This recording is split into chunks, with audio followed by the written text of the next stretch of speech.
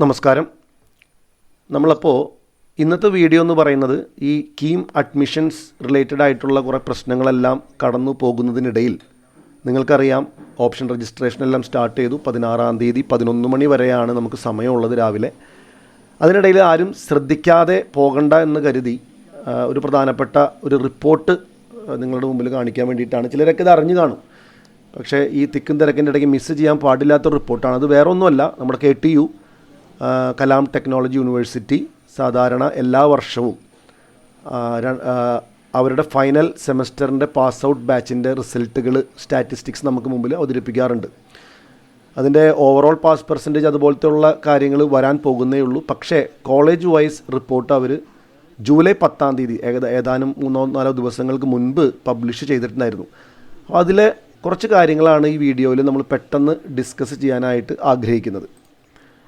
ഇതാണ് ആ നോട്ടിഫിക്കേഷൻ. നിങ്ങൾക്ക് KTUവിൻ്റെ വെബ്സൈറ്റിൽ പോയി കഴിഞ്ഞാൽ നിങ്ങൾക്കത് കാണാനായിട്ട് സാധിക്കും. അവിടുന്ന് ഡൗൺലോഡ് ചെയ്യാം, അതെല്ലാം നിങ്ങൾക്ക് ചെയ്യാം. ഞാനത് കുറച്ച് ടേബുലറാക്കി ഒരു സ്ട്രക്ചേർഡ് ആക്കിയിട്ട് നമ്മുടെ ഈസി റെഫറൻസിന് വേണ്ടി ഈ വീഡിയോയിൽ നിങ്ങൾക്ക് പ്രസൻറ്റ് ചെയ്യുകയാണ്. ഇനി ഈ എന്താണ് ഈ ഹൈ പാസ് പെർസെൻറ്റേജ് കൊണ്ട് നമ്മൾ ഉദ്ദേശിക്കുന്നത്? എന്തുകൊണ്ടാണ് ഒരു കോളേജിനെ നിങ്ങൾ അങ്ങനെ പെർസെൻറ്റേജ് വഴിക്കാണോ റാങ്ക് തീരുമാനം? അങ്ങനെയല്ല, ഒരിക്കലും അല്ല. Pass percentage one of the പാരാമീറ്റേഴ്സാണ് ആ കോളേജിനെ മെഷർ ചെയ്യുമ്പോൾ. ഒരുപാട് വേറെ കാര്യങ്ങളുണ്ട്, പ്രധാനമായിട്ടും placement, campus life, NB accreditation, NIRF rankings, അങ്ങനെ ഒരുപാട് കാര്യങ്ങളുണ്ട്. അതിൻ്റെ ആ കോളേജിൻ്റെ ഒരു മോറൽ വാല്യൂസ്, അങ്ങനത്തെ ഒരുപാട് കാര്യങ്ങളുണ്ട്. അപ്പോൾ അതിനകത്ത് ഒരു പാരാമീറ്ററാണ് പാസ് പെർസെൻറ്റേജ്. ഈ പാസ് പെർസെൻറ്റേജ് ചില കോളേജുകൾ അവരുടെ വെബ്സൈറ്റിൽ കൃത്യമായിട്ട് പബ്ലിഷ് ചെയ്യും, ചില കോളേജ് പബ്ലിഷ് ചെയ്യില്ല. പക്ഷേ KTU സ്ഥിരമായിട്ട് അത് ചെയ്യുന്നുണ്ട്. നമുക്ക് തീർച്ചയായിട്ടും ആ ഒരു പാരാമീറ്ററിൽ ഏതൊക്കെ കോളേജുകളാണ് നമ്മുടെ KTUവിൻ്റെ കീഴിൽ വരുന്ന എഞ്ചിനീയറിംഗ് കോളേജുകൾ മുൻപന്തിയിൽ നിൽക്കുന്നതെന്ന് അറിയാനുള്ളൊരു അവസരം കൂടിയാണ്. ഇനി പാസ് പെർസെൻറ്റേജ് നമ്മൾ നോക്കുകയാണെന്നുണ്ടെങ്കിൽ എന്തുകൊണ്ടായിരിക്കാം ചില കോളേജുകൾ വേറിട്ട് നിൽക്കുന്നത് അല്ലെങ്കിൽ ടോപ്പിൽ വരുന്നത്? 2 കാരണങ്ങളാണ് സാധാരണ അതിനുള്ളത്. ഒന്ന്, ആ കുട്ടികളുടെ ക്വാളിറ്റി, അവിടെ അഡ്മിഷൻ എടുക്കുന്ന കുട്ടികളുടെ ക്വാളിറ്റി. ഉദാഹരണത്തിന് CET എടുക്കുക. CET കഴിഞ്ഞ തവണ റാങ്ക് നമ്പർ 1 ആയിരുന്നു. CET നമുക്കറിയാം ക്യാമ്പസ് ലൈഫ് വളരെ നല്ല ക്യാമ്പസ് ലൈഫാണ്. അതുപോലെ തന്നെ നമ്മുടെ സ്ട്രൈക്കുകളും നമ്മുടെ ഗവൺമെൻറ് കോളേജിൻ്റെ എല്ലാ സംഭവങ്ങളും അവിടെയുണ്ട്. നല്ല ഫാക്കൽറ്റിയാണ്, നല്ല ക്യാമ്പസാണ്, ഒരുപാട് പോസിറ്റീവ്സ് നമുക്ക് CETനെ പറ്റി. അപ്പോൾ തീർച്ചയായിട്ടും നല്ല എക്സലൻറ്റ് പ്ലേസ്മെൻറ്റ്സ് ആണ്. തീർച്ചയായിട്ടും നമ്പർ 1 കോളേജ് എന്ന നിലയിൽ ഏറ്റവും ടോപ്പായിട്ടുള്ള കുട്ടികളാണ് അവിടെ വരാം. അപ്പോൾ തീർച്ചയായിട്ടും CET പോലെയുള്ള ടോപ്പ് റാങ്കേഴ്സ് അഡ്മിഷൻ എടുക്കുന്ന സ്കൂളിൽ സ്വാഭാവികമായിട്ടും ആ കുട്ടികൾക്ക് പെർഫോം ചെയ്യാൻ തീർച്ചയായിട്ടും സാധിക്കുന്ന സംഭവമേ ഉള്ളൂ. അവർ അത്രയധികം ഉഴപ്പി അല്ലെങ്കിൽ തീരെ അക്കാഡമിക്സിന് ഇമ്പോർട്ടൻസ് കൊടുക്കാതെ വരുമ്പോൾ മാത്രമാണ് ചില കുട്ടികളൊക്കെ ഫെയിലായിട്ട് പോകുന്നത്. പക്ഷേ by default it is given that their performance will be obviously on the higher side. ഇനി മറ്റ് ചില കോളേജുകളുണ്ട്. ഉദാഹരണത്തിന് പ്രധാനമായിട്ട് സെൽഫ് ഫിനാൻസിങ് കോളേജുകളിലെ ചില സ്പെസിഫിക് ആയിട്ടുള്ള കോളേജുകളുണ്ട്. അവിടെ എന്താ സംഭവം എന്ന് വെച്ച് കഴിഞ്ഞാൽ ഒരു പക്ഷേ CET പോലെ ഏറ്റവും ടോപ്പ് റാങ്കേഴ്സ് ഓപ്റ്റ് ചെയ്യുന്ന കോളേജ് ആയിരിക്കില്ല, ഫോർ മൾട്ടിപ്പിൾ റീസൺസ്. ഒന്ന്, ഫീസ് കൂടുതലാണ്. 2, ചിലപ്പോൾ കുറച്ച് അധികം നാളുകളായി കാണില്ല ഈ കോളേജൊക്കെ തുടങ്ങിയിട്ട്. അപ്പോൾ ആൾക്കാർക്ക് ഡൗട്ട്സ് ഉണ്ട്. പിന്നെ അവരുടെ placement records may not be that attractive as top colleges. അപ്പോൾ അതുകൊണ്ടൊക്കെ തന്നെ ഒരു ആവറേജ് റാങ്കൊക്കെയാണ് സാധാരണ അവിടെ കുട്ടികൾ ജോയിൻ ചെയ്യാറ്.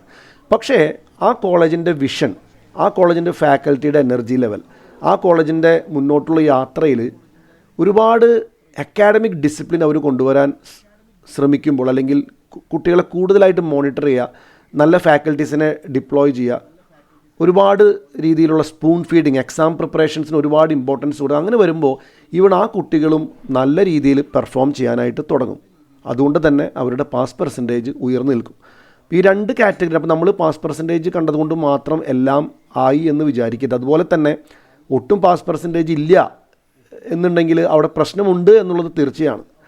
അപ്പോൾ അത് അങ്ങനത്തെ കോളേജിൽ നമ്മൾ ശ്രദ്ധിക്കണം. ഉദാഹരണത്തിന് 25% കുട്ടികൾ മാത്രമേ പാസ് ഔട്ട് ആവുന്നുള്ളൊരു കോളേജിൽ എന്തിനും നമ്മൾ പോയി പഠിക്കണം എന്നുള്ളതാണ് ക്വസ്റ്റ്യൻ. കാരണം ഒന്ന്, അവരുടെ പിയർ ഗ്രൂപ്പ് അത്ര കോമ്പറ്റീറ്റീവ് ആയിരിക്കില്ല. ഏറ്റവും താഴെയുള്ള റാങ്കുള്ള കുട്ടികൾ ഒരുപാട് പേര് റിപ്പീറ്റ് ചെയ്യുമ്പോൾ തൽക്കാലം ഒരു സീറ്റ് എടുത്ത് വെക്കാം, വീട്ടിലിഷ്ടം പോലെ പൈസയുണ്ട്. അങ്ങനെ ഞാനൊരു കോളേജിനെയും കുറച്ച് കാണുന്നതല്ല, പക്ഷേ എന്തെങ്കിലും കാരണങ്ങൾ തീർച്ചയായിട്ടും ആ കോളേജിൻ്റെ പാസ് പെർസെൻറ്റേജ് കുറയാൻ തന്നെ കാരണമുണ്ടോ? പഠിപ്പിക്കൽ തന്നെ ചിലപ്പോൾ ഉണ്ടാവില്ല. കുട്ടികളൊക്കെ ഒരു നേരം പോക്കിന് വേണ്ടി പോകുന്ന സ്ഥലങ്ങളൊക്കെ ആയിരിക്കാം, ഞാൻ പറയുന്നത് മാത്രം. പക്ഷേ ആരെങ്കിലും ചോദിക്കുകയാണ് what does high pass percentage mean for me with respect to a college evaluation എന്ന് ചോദിച്ചു കഴിഞ്ഞാൽ ഈ ഒരു ഫാക്ടേഴ്സൊക്കെയാണ് നമ്മൾ ശ്രദ്ധിക്കേണ്ടത്. ഇനി വീഡിയോയിൽ വേറെ ഒന്നുമില്ല, ഞാൻ കൃത്യമായിട്ട് ഈ ടേബിൾ ഇവിടെ നിങ്ങളുടെ മുമ്പിൽ കൊണ്ടുവരാണ്. ഈ ടേബിൾ തന്നെയാണ് റിപ്പോർട്ടിലുള്ളതും.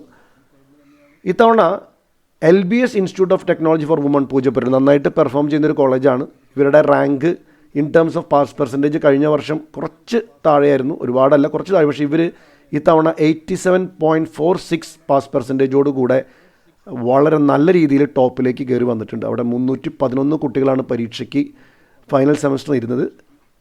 പാസ് ഔട്ടായ സ്റ്റുഡൻസിൻ്റെ എണ്ണം 272. ഓക്കെ, അപ്പോൾ ഇവർ ബിടെക് എല്ലാം സമയത്തിന് ക്ലിയറായി വളരെ നല്ല രീതിയിൽ ടോപ്പിൽ നിൽക്കുകയാണ്. പിന്നെ വരുന്ന ഒരു സെൽഫ് ഫിനാൻസിങ് കോളേജാണ് മുത്തൂറ്റ്. നമുക്കറിയാം one of the best self financing കോളേജാണ്. അവർ ഇത്തവണ സെക്കൻഡ് പൊസിഷനിലേക്ക് വന്നിരിക്കുകയാണ്, 83.44. പിന്നെയാണ് നമ്മുടെ CET വരുന്നത്. CET കഴിഞ്ഞ വർഷം ടോപ്പിലായിരുന്നു, പക്ഷെ ഇതൊക്കെ നേരിയ വ്യത്യാസങ്ങളേ ഉള്ളൂ, 0.44 ഡെസിമലുകൾ. അപ്പോൾ നമ്മളതിന് കൂടുതൽ വെയിറ്റേജ് കൊടുക്കണ്ട. എന്നോട് ചോദിക്കുകയാണെങ്കിൽ undoubtedly CET is the best. പക്ഷേ നമ്മൾ ഈ ഒരു ഡാറ്റയും നമ്മൾ നോക്കണം, ഏതൊക്കെ കോളേജുകളാണ് കയറി വരുന്നത്. പിന്നെ ഓഫ് കോഴ്സ് നമുക്കെല്ലാവർക്കും സുപരിചിതമായ മോഡൽ എഞ്ചിനീയറിംഗ് കോളേജ് തൃക്കാക്കര. അവർ കഴിഞ്ഞ വർഷം 3rd പ്ലേസിലായിരുന്നു. ഇത്തവണ ഈ 2 കോളേജിൽ വന്നപ്പോൾ അവരുടെ സ്ഥാനം ഒന്ന് താഴേക്ക് പോയി. പക്ഷേ അവർ വളരെ കൺസിസ്റ്റൻ്റായിട്ട് പാസ് പെർസെൻറ്റേജ് മെയിൻറ്റെയിൻ ചെയ്യുന്ന, അക്കാഡമിക്സിന് ഒരുപാട് ഇമ്പോർട്ടൻസും ഹൈ പ്ലേസ്മെൻറ്റ്സും ഉള്ള ഒരു കോളേജാണ് മോഡൽ എഞ്ചിനീയറിംഗ് കോളേജ്. HRDയുടെ കീഴിൽ വരുന്ന കോസ്റ്റ് ഷെയറിംഗ് കോളേജാണ്. പിന്നെ വരുന്ന നമ്മുടെ GC തൃശ്ശൂർ. പിന്നെ ശ്രദ്ധിക്കേണ്ട മറ്റൊരു കോളേജാണ് Christ college of engineering Irinjalakuda. കഴിഞ്ഞ വർഷം ഇവരുടെ 16-17 ആയിരുന്നു എൻ്റെ ഓർമ്മ. നല്ല രീതിയിൽ എക്സെപ്ഷണൽ അച്ചീവ്മെൻ്റാണ് ഈ കോളേജിനെ സംബന്ധിച്ചിടത്തോളം നമുക്ക് പറയാൻ സാധിക്കുക. കോളേജ് തുടങ്ങിയിട്ട് ഒരുപാട് വർഷങ്ങളൊന്നും ആയിട്ടില്ല, അവർക്ക് അപ്പോഴേക്കും തന്നെ ഒരുപാട് നല്ല രീതിയിൽ പ്രോഗ്രസ് ചെയ്യാൻ പറ്റുന്നുണ്ട്. നല്ല ഫാക്കൽറ്റി, അതുപോലെ തന്നെ NBA അക്രഡിറ്റേഷൻ, അങ്ങനെ ഒരുപാട് കാര്യങ്ങൾ ആ കോളേജ്. പിന്നെ നന്നായിട്ട് കുട്ടികളെ ഞാൻ പറഞ്ഞില്ലേ, കുട്ടികളെ നന്നായിട്ട് മോണിറ്റർ, എക്സാംസിന് ഇമ്പോർട്ടൻസ് കൊടുക്കുക, അതിൻ്റെ പ്രിപ്പറേഷൻ ഫേസിൽ ഒരുപാട് ഡീറ്റെയിൽസിലേക്ക് പോവുക, പെർഫോം ചെയ്യാൻ ബുദ്ധിമുട്ടുള്ള കുട്ടികളെ സഹായിക്കുക, എക്സ്ട്രാ ക്ലാസ്സസ് അവർക്ക് വേണ്ടി കൊടുക്കുക. അപ്പോൾ അതിൻ്റെയൊക്കെ ഒരു റിസൾട്ട് എന്ന് വേണം നമുക്ക് ഇതുപോലെയുള്ള കോളേജിനെ കുറിച്ച് പറയാൻ. അപ്പോൾ ഇത് വെറുതെ ഇങ്ങനെ ഭാഗ്യവശാൽ വരുന്ന കാര്യമല്ല. അപ്പോൾ ഈ ഇങ്ങനത്തെ കോളേജിനെ പറ്റി നമ്മൾ ചിന്തിക്കുമ്പോൾ നമ്മൾ വേറൊരു കാര്യം മനസ്സിലാക്കേണ്ടത്, കുട്ടികൾ അവിടെയൊക്കെ പോയി കഴിഞ്ഞാൽ ഉഴപ്പാനുള്ള സാധ്യത അല്ലെങ്കിൽ വഴിതെറ്റിപ്പോകാനുള്ള അതിൽ കുറവാണ്. പറ്റില്ല എന്നില്ല എന്നല്ല ഞാൻ പറയാം, പക്ഷേ കുറവാണ് താരതമ്യം. കാരണം ടീച്ചേഴ്സിൻ്റെ ശ്രദ്ധ കുറച്ചുകൂടെ കൂടുതലായിരിക്കും ഇതുപോലെയുള്ള സെൽഫ് ഫിനാൻസിങ് കോളേജുകൾ. പക്ഷേ അതിൻ്റെ വേറൊരു ആഫ്റ്റർ എഫക്റ്റ് എന്ന് പറയുന്നത് അത്യാവശ്യം നല്ല രീതിയിൽ സ്ട്രിക്റ്റ് ആയിരിക്കും. തോന്നുമ്പോൾ വരെ തോന്നുമ്പോൾ പോവുക, ആ പരിപാടികളൊന്നും നടക്കില്ല. പിന്നെ നമുക്ക് TKM കോളേജ് കൊല്ലം, അങ്ങനെ. പിന്നെ രാജഗിരി ഇതിൽ ഓട്ടോണമസ് ആണ്. നമ്മുടെ KTUവിൻ്റെ റിപ്പോർട്ടിലില്ല, അതാണ് ഞാനിവിടെ 8th പൊസിഷനായിട്ട് ആഡ് ചെയ്തിരിക്കുന്നത്. ഈ ഡാറ്റ എനിക്ക് അവരുടെ വെബ്സൈറ്റിൽ നിന്ന് കിട്ടിയതാണ്. അത് തീർച്ചയായിട്ടും ശരിയായുള്ള ഡാറ്റയാണ്. 77.2 ആണ്. അതുകൊണ്ട് തന്നെ മറ്റുള്ള കോളേജുകളുടെ റാങ്ക് റിപ്പോർട്ടിനേക്കാളും 1 ആണ് ഞാനിവിടെ കുറച്ചിട്ടിരിക്കുന്നത്. ഉദാഹരണത്തിന് RIT കോട്ടയത്തിൻ്റെ 8 ആയിരുന്നു, ഞാൻ 9ലേക്ക് കൊണ്ടുവരാൻ കാരണം രാജഗിരി കോളേജിൻ്റെ ഇവരെക്കാളും സ്വല്പം ഒരുപടി മുന്നിലായതുകൊണ്ട് മാത്രമാണ്. നമുക്ക് നല്ല കോളേജുകൾ തീർച്ചയായിട്ടും ഇതെല്ലാം നല്ല കോളേജുകളാണെന്ന് നിസ്സംശയം പറയാനായിട്ട് നമുക്ക് സാധിക്കും. RIT, MAC ചേർത്തല, HRDയുടെ, NSS college of engineering Palakkad, SCT Thiruvananthapuram, അങ്ങനെ നിങ്ങൾ നോക്കൂ. ഇനി ഈ റിപ്പോർട്ട് ഞാൻ പറഞ്ഞില്ല, നമ്മൾ ഒരുപാട് സമയം സ്പെൻഡ് നിങ്ങൾക്ക് തന്നെ വായിക്കാവുന്നുള്ള സമയം കിട്ടും. അതുപോലെ തന്നെ റിപ്പോർട്ട് ഡൗൺലോഡ് ചെയ്തിട്ടുണ്ടെങ്കിൽ നോക്കാവുന്നുള്ളൂ. ഇനി ഞാൻ ഇപ്പോൾ കാണിച്ചതെല്ലാം 70% എബോ ആണ്. ഇനി 60-ക്കും 70% ഇടയിലായിട്ട് കുറച്ചും കൂടെ കോളേജുകൾ നമുക്ക് കാണാം. ചെങ്ങന്നൂർ ഫിസാറ്റ് ഉണ്ട്, 68.23, അതും നല്ലൊരു സെൽഫ് ഫിനാൻസിങ് കോളേജിൽ പെടുന്നതാണ്. പിന്നെ നമ്മുടെ സഹൃദയ കോളേജ് എഞ്ചിനീയറിംഗ് തൃശ്ശൂർ, അവരും നല്ല പൊസിഷനിലേക്ക് കയറി വന്നുകൊണ്ടിരിക്കുകയാണ്. പിന്നെ നമ്മുടെ ഗവൺമെൻറ് എഞ്ചിനീയറിംഗ് കോളേജ് കോഴിക്കോട്, അങ്ങനെ പോകുന്നു ലിസ്റ്റ്. ഓക്കെ, ഇതിൽ നമ്മൾ 40-50 ഇടയ്ക്ക് വരുമ്പോൾ കോളേജുകളുടെ എണ്ണം കൂടും. കാരണം അതൊരു ഡിസ്ട്രിബ്യൂഷൻ ലെവലിൽ നമ്മൾ പറയുമ്പോൾ കൂടുതൽ ഇവിടെയാണ്. നമ്മുടെ നിങ്ങൾക്കറിയാം KTUവിൻ്റെ പൊതുവേ പാസ് പെർസെൻറ്റേജ് എന്ന് പറയുന്നത് 53-52 ആയിരുന്നു കഴിഞ്ഞ വർഷം എന്നാണ് എൻ്റെ ഒരു ഓർമ്മ. വളരെ കുറച്ച്, പകുതി കുട്ടികളെ പാസ് ഔട്ട് ആവുന്നുള്ളൂ. നമ്മൾ ഈ കീമിൻ്റെ ഒച്ചയും ബഹളവും കോലാഹലമൊക്കെ ഉണ്ടാക്കി കഴിഞ്ഞിട്ട് ചാടി കയറി സീറ്റൊക്കെ പിടിച്ചിട്ട് ഇവരിൽ പകുതി പേരാണ് നന്നായിട്ട് പഠിച്ച് പുറത്തേക്ക് വരുന്നുള്ളൂ. മനസ്സിലായിട്ടുണ്ടോ? അത് ഞാൻ നമ്മുടെ അവകാശങ്ങളെ നിഷേധിക്കാനോ അല്ലെങ്കിൽ മാർക്കിന് വേണ്ടി ഫൈറ്റ് ചെയ്യാനോ വേണ്ടി പറയണതല്ല, റാങ്കിന് വേണ്ടി ഫൈറ്റ്. പക്ഷേ ഞാൻ പറഞ്ഞു വരുന്നത് ആ സീരിയസ്നെസ് പൊതുവേ സീറ്റുകൾ എടുക്കുന്ന കുട്ടികളെല്ലാവർക്കും നമുക്ക് കാണുന്നില്ല എന്നുള്ളത് ആ പെർസെൻറ്റേജിൻ്റെ ഡാറ്റ കാണുമ്പോൾ നമുക്കറിയാം. മനസ്സിലായോ? ഞാൻ ഈ കോളേജിൽ സ്പെസിഫിക് ആയിട്ട് പറയുന്നതല്ല, ഇൻ ജനറൽ ആവറേജ് 50-53% തന്നെ ഉള്ളൂ നമ്മുടെ KTUവിൻ്റെ പൊതുവേ ഉള്ള പാസ് പെർസെൻറ്റേജ്. ഇനി നിങ്ങൾക്ക് താഴേക്ക് പോകുന്തോറും ശ്രദ്ധിക്കേണ്ട തരത്തിലുള്ള കോളേജുകളാണ്. എന്തുകൊണ്ടാണ് ഇവിടെയൊക്കെ പാസ് പെർസെൻറ്റേജ് കുറയാനുള്ള കാരണം? നിങ്ങൾ ആ കോളേജിൽ നിന്ന് പാസ് ഔട്ടായി കുട്ടികളെ കോൺടാക്റ്റ് ചെയ്യുക. എന്തെങ്കിലും നിങ്ങൾക്ക് കൺവിൻസിങ് ആയിട്ടുള്ള കാരണങ്ങളുണ്ടെങ്കിൽ അത് ഒരു പക്ഷേ നിങ്ങൾക്ക് അവോയ്ഡ് ചെയ്യാൻ പറ്റുന്നുണ്ടെങ്കിൽ ധൈര്യമായിട്ട് ഇവിടെയൊക്കെ ജോയിൻ ചെയ്യാം. പക്ഷേ നിങ്ങൾ ആ ഹോംവർക്ക് തീർച്ചയായിട്ടും നടത്തേണ്ടതായിട്ട് ഉണ്ട് താഴേക്ക് പോകുന്തോറും. എസ്പെഷ്യലി 40% താഴെ പാസ് പെർസെൻറ്റേജ് ഉള്ള കോളേജുകളെല്ലാം പ്രത്യേകമായിട്ട് ശ്രദ്ധിക്കേണ്ടതുണ്ട്. കാരണം എന്തുകൊണ്ടാണ് അവിടെ കുട്ടികൾ ഇത്രയധികം തോൽക്കുന്നത്? പിന്നെ വേറൊരു കാര്യം, ഈ ലിസ്റ്റ് 88 അല്ലെങ്കിൽ 87 കോളേജുകളുടെ ലിസ്റ്റാണ് നമ്മുടെ KTUവിൻ്റെ റിപ്പോർട്ടിലുള്ളൂ.